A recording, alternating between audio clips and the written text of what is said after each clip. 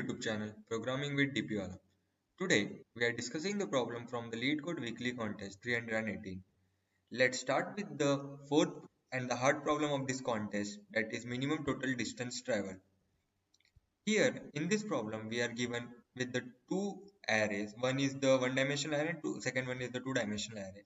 Here robot is the one-dimensional array and 0, 4, 6 are the indices of where the robots are present, and in the factory array we are given with the x and y coordinates, in which x coordinate is the position of the factory and the y coordinate is the limit in the sense that how much robots that factory can repair, at most how much robot that factory can repair. So here hope this test case is clear to you. And here we are also given that the position of the robot as well as the factory are unique, and if the robot and the factory are at the same position, then at that time the distance traveled by the robot is zero, because the robot can be repaired at that position, the factory present at that position only. And they have also given the condition that robot can travel in any direction, means it can travel in minus x direction as well as in the plus x direction in the x coordinate. And at last, here in the problem we need to return the minimum total distance traveled by all the robots, and they have also given the condition that all the robots can be repaired and test cases are generated in such a way that here let's start with the actual approach and the implementation part of this question and discuss the approach of this question with the help of an example. To attempt this problem, one must try this problem with the help of pen and paper, because this will give a proper understanding of this problem. Here, as the first test case that is given in the problem is that here we are given with the robot array, and the robots are present at the 0, 4 and 6 in the index, and the factory is present at index 2 and 6. Here I have created a number line, we can say x coordinate, where I have mentioned all the positions where the robots and the factories are present, so that I can get the proper understanding of it. So here we can see that the robots are present at 0 index, 4th index and the 6th index, and the factories are present at 2 index and the 6th index. You can see that I have at the index 2 I have written the 2f in 2 factories, and in the index 6 I have written the 2 factories, because here we can see that the limit of the factory 1 is 2, means it can repair at most 2 robots. Similarly, the factory that is present at index 6 can also repair the 2 robots. So I have mentioned that so that you can get the proper idea about it. Here we need to, as we know that the robot can travel in any direction, means it can travel in minus x, we can say left side, or it can travel in right side. So let's start with the first robot. The first robot can be repaired by the factory present at the index 2 or the factory present at index 6. But if it can be repaired by factory at the index 2, then he need to travel uh, 2, distance 2. But if he choose the path where the factory is present at the 6, so he need to travel the distance 6. But as in the question we need to minimize the distance, so from 2 and 6 what we can choose, we can choose the minimum one. So here the robot at the 0th index can be repaired by the factory present at the index 2, and here we need to decrement the factory count, I mean decrement the limit of the factory, because one robot is repaired by this factory. Similarly, the robot present at the index 4 can be repaired by either the factory present at the index 2 or the factory present at the index 6. So for the robot present at the 4th index, he can be repaired by any of the factories present at index 2 and 6. So we can choose the factory present at the index 2, so that the limit of this factory becomes 0. So here this robot can be repaired by the factory present at the index 0. So now the factory present at the index 0, uh, whatever the limit it has earlier is now set to 0, because he has repaired the two robots. And the robot present at the index 6 is itself present at the factory where the factory is present, as I have mentioned in the while discussing the problem, that when the factory and robot are present at the same position, then the robot do not need to travel any distance. So here the distance is 0. So here the total minimum distance traveled by the robots are: first, the robot at the zeroth index can be repaired by the factory present at the second index. So distance traveled by the robot 0 is 2. So distance 1 is 2. Similarly, for the robot at index 4, he can travel distance 2 because he can move in left direction and can be repaired by the factory present at that index 2. So distance become 2. Similarly, the for the factory for the robot present at the index 6, as the factory itself is present at that position, so the distance is 0. So the cumulative of all the distances, the our answer. So answer is distance 1 plus distance 2 plus distance 3. Final answer is 2 plus 2 plus 0, that is 4. So the minimum distance traveled by the robot is 4, and as this test case is quite simple and easy to understand for implementation of this problem. So for the implementation part of this question, we can think in terms of that, as we know that the robot can be prepared by the closest factor present near to it. So as we know that we need to choose the closest point. So here we can use the sorting concept.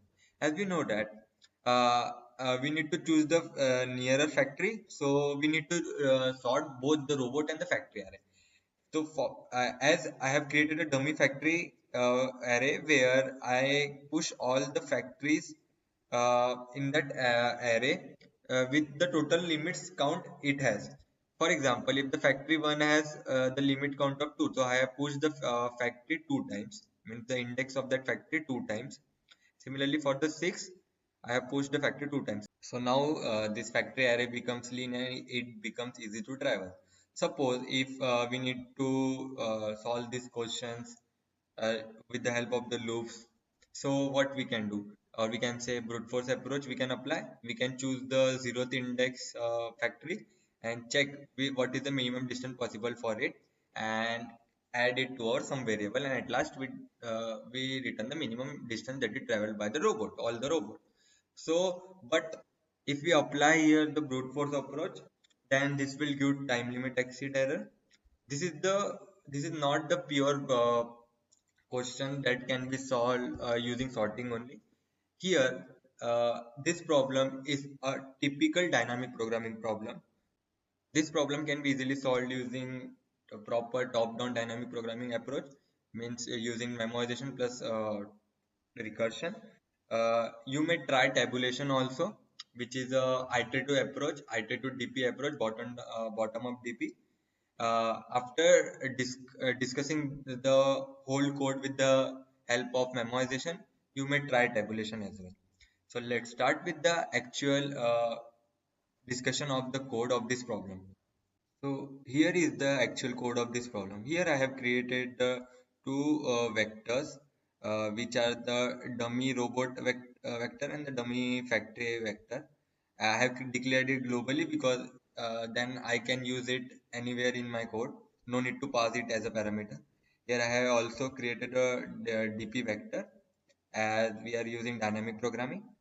Here I have pushed all the indices of the robot into the dummy robot vector, and as I have mentioned that in here as I mentioned that suppose if the limit of the factor present in the second index is 2, so I can add the index to 2 times.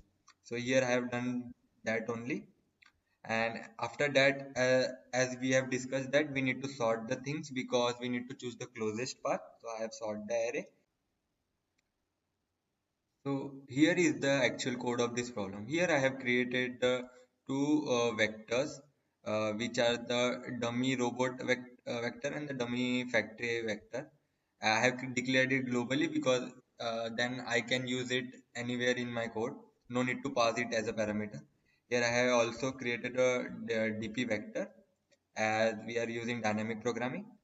Here I have pushed all the indices of the robot into the dummy robot vector, and as I have mentioned that in here as I mentioned that suppose if the limit of the uh, factor present in the second index is 2, so I can add the index to 2 times.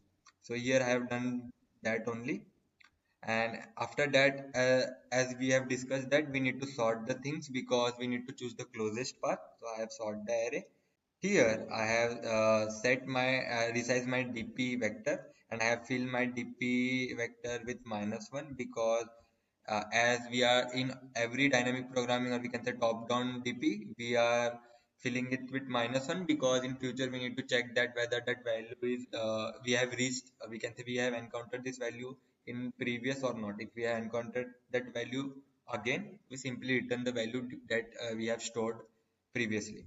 And here I have called the dp function where I have passed the position a and b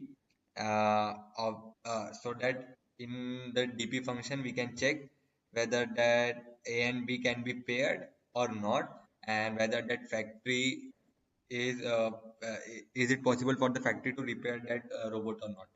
Here are the two conditions, or we can say base case of the our recursion, that if we reach to the end of the robot array, we simply return 0, and if we reach to the end of the factory array, we need to return the maximum value.